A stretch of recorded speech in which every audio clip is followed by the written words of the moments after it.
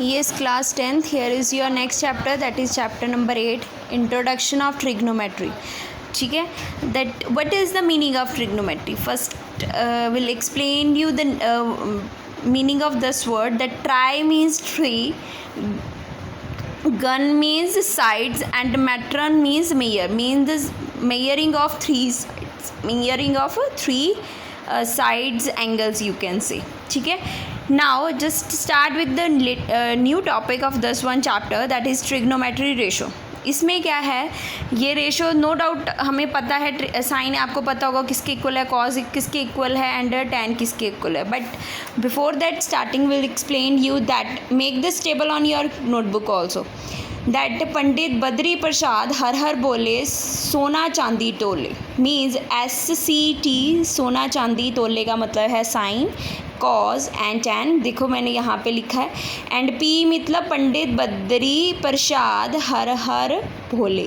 P मतलब perpendicular, H means hypotenuse base, hypotenuse perpendicular base. तो मतलब साइन होगा आपका परपेंडिकुलर अपॉन हाइपोटेनियस, कॉज होगा आपका base upon hypotenuse, and tan होगा आपका perpendicular upon base, like this. ठीक है. तो अब जो ट्रिग्नोमेट्री रेशोज़ हैं इसमें क्या है बेटा, वट एवर, पहले हमने क्या किया था, sine theta, cos theta, tan theta. अब आप साइन ए कॉस बी ऐसे पढ़ोगे. तो जहाँ पे जैसे सपोज साइन ए, तो आपके ट्रायंगल पे यहाँ पे इस डाउन पोजीशन पे वो ए आना चाहिए. अगर यहाँ पे साइन बी की बात की होती है, अगर आपसे बी थीटा की जगह बी पूछा है तो बी आपका यहाँ पे होगा. अगर थीटा की जगह सी पूछा है तो यहाँ पे सी होगा. ठीक है. एंड वो आपको अपने आप ट्राइंगल में बता देंगे कि 90 डिग्री पे फिक्स पोजीशन किसकी है, मतलब यहाँ पे फिक्स्ड पोजीशन किसकी है वो आपको ऑलरेडी गिवन होगा. ठीक है. Let's start it up. वो कहते हैं कि साइन ए फाइंड करो, मीन्स मैंने यहाँ पे लिख लिया साइन ए. अब ये देखो साइन ए किसके इक्वल होगा, साइन होता है perpendicular upon hypotenuse, perpendicular upon hypotenuse means BC upon AC. उसके बाद आ गया कॉज ए. कॉज ए किसके इक्वल होगा, कॉज ए होता है हमारा बेस अपॉन हाइपोटेनियस, मतलब AB अपॉन AC. उसके बाद आ गया tan ए, मतलब परपेंडिकुलर अपॉन बेस. परपेंडिकुलर क्या है आपका ये, और बेस क्या है ये, मतलब BC अपॉन AB. ठीक है. अब सिमिलरली अगर आपको साइन C पूछा होता, देखो मैंने यहाँ पे चेंज कर दिया, साइन C यहाँ पे कर दिया, A मैंने यहाँ पे कर दिया, B एज इट इज़ ही रख दिया. ठीक है. साइन C, फिर हमें पता है साइन किसके इक्वल होता है, perpendicular upon hypotenuse, term change हो जाएगी, perpendicular hypotenuse AB upon AC. उसके बाद आ गया cos C, BC upon AC. उसके बाद आ गया tan C. उसके बाद आ गया tan किसके होता है, perpendicular upon base means AB upon AC. ठीक है. तो ये आपको ट्रायंगल्स हमेशा याद रखने हैं कि जैसे जो भी आपको थीटा की जगह पे नेम नंबर दिया होगा ABC या उसका PQR, वो वहाँ डाउन साइड पे ही होगा. एंड आपकी 90 डिग्री की फिक्स पोजीशन होगी, वो आपको अपने आप ट्रायंगल पे पता लग जाएगा. एंड यहाँ पे जो बच गया वो यहाँ पे लिख देना. ठीक है. अब उसके बाद ये फार्मूलाज है, इसको भी अपनी नोटबुक पे अच्छे से राइट डाउन कर लेना. Reciprocal relation of T ratio means trigonometry ratio. Sine theta किसके इक्वल होता है, 1/cos के, कॉस किसके इक्वल होता है 1/sec के, tan किसके इक्वल होता है 1/cot के. tan किसके इक्वल होता है sin/cos, cot किसके इक्वल होता है cos/sin. एंड उसके बाद देखो ये tan इंटू कॉट किसके इक्वल हो गया 1, cosecant एंड cos किसके इक्वल हो गया 1, sin theta into cosecant theta किसके इक्वल हो गया 1. तो ये यहाँ पे लिख दिया मैंने उसको. उसके बाद द मीन, ये भी आपने कमिट टू मेमोरी करनी है. That sine square plus cos square theta equal to 1, secant square theta minus tan square theta equal to 1. And उसके बाद cosecant square theta minus cot square theta is equal to 1. ठीक है. Let's start up the new exercise, that is exercise 8.1.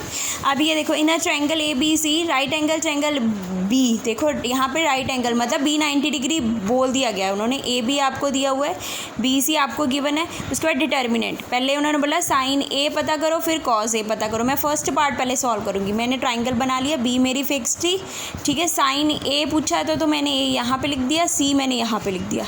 उसके बाद AB given थी, BC given थी, AC find करना था. पाइथागोरस थ्योरम लगाया, AC square plus AB square plus BC square, values मेरे पास थी, मैंने AC को फाइंड कर लिया. 625 का क्या होता है स्क्वायर रूट 25, तो AC मेरा कितना गया 25. अब sine A perpendicular upon hypotenuse, perpendicular upon hypotenuse, perpendicular कितना है मेरे पास 7, हाइपोटेनियस कितना है मेरे पास 25, तो 7/25. फिर आ गया कॉज ए, कॉज किसके इक्वल होता है, बेस अपॉन हाइपोटेनियस,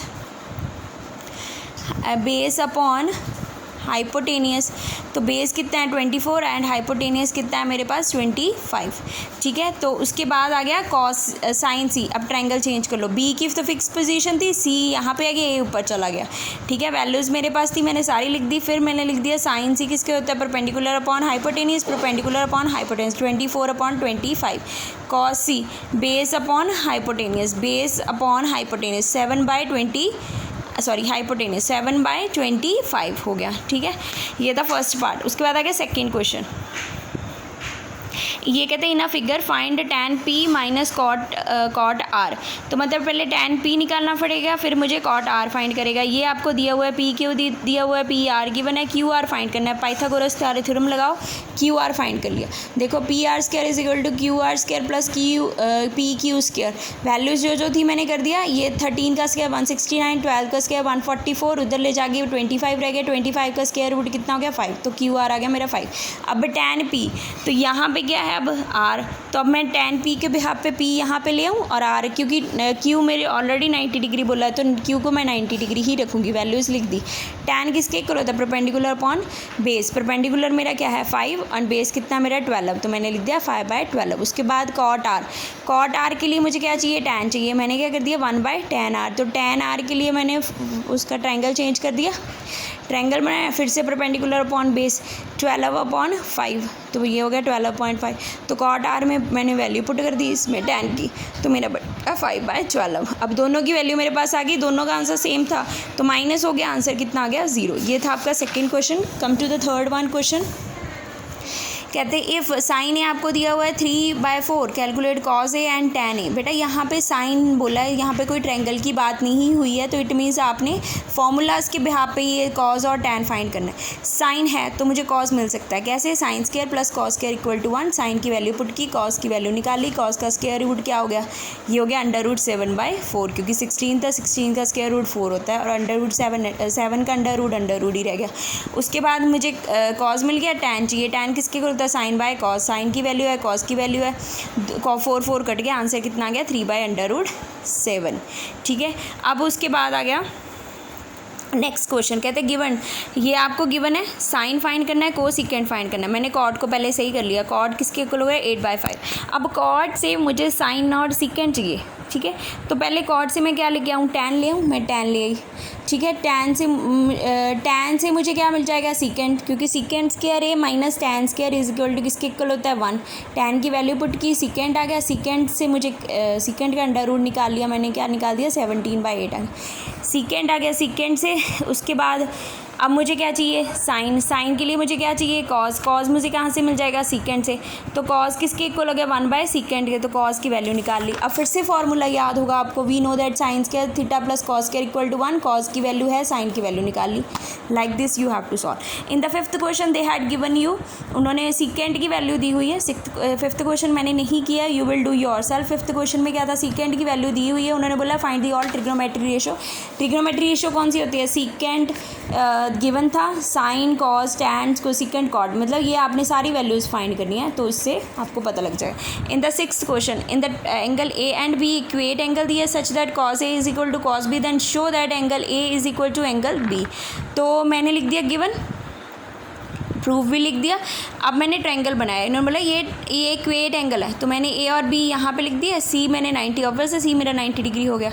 अब कॉस ए बनाते हैं, तो कॉस ए के लिए मुझे ए यहाँ पे चाहिए, मैंने सेट कर लिया, ए यहाँ पे ले ली, बी यहाँ पे ले ली, ठीक है। तो कॉस किसके base upon hypotenuse means A C upon A B हो गया, ठीक है। अब उसके बाद मुझे क्या चाहिए, कॉस बी, तो cos base upon hypotenuse means A B upon B C, ठीक है। अब मुझे पता है कि cos A equal to cos B था, गिवन है, दोनों की वैल्यू लिख दी, ए बी कट गया, ए सी इक्वल टू बी सी हो गया, मतलब दो साइड्स इक्वल हो गई, तो वो क्या हो गया, आइसोलेसिस ट्रायंगल है। अगर आइसोलेसिस ट्रायंगल है तो ऑब्वियस है एंगल भी इक्वल हो जाएंगे, राइट। अब आ जाओ सेवन्थ क्वेश्चन में, if the cot theta is equal to 7/8, तो ये कहते हैं ये फाइंड करो एंड ये फाइंड करो। First of all come to the this one question. First part में साइन और कॉस चाहिए, तो पहले कॉट से मुझे साइन और कॉस लेके आना है, तो कॉट से मैंने पहले टैन लिया, टैन मेरी वैल्यू ये आ गई, टैन से मुझे सिकेंट मिल जाएगा, सिकेंट का फॉर्मूला लगाया, see I had put all the questions and secant आ गया। सिकेंट से अब मुझे क्या मिलेगा, ऑब्वियसली कॉस मिल जाएगा।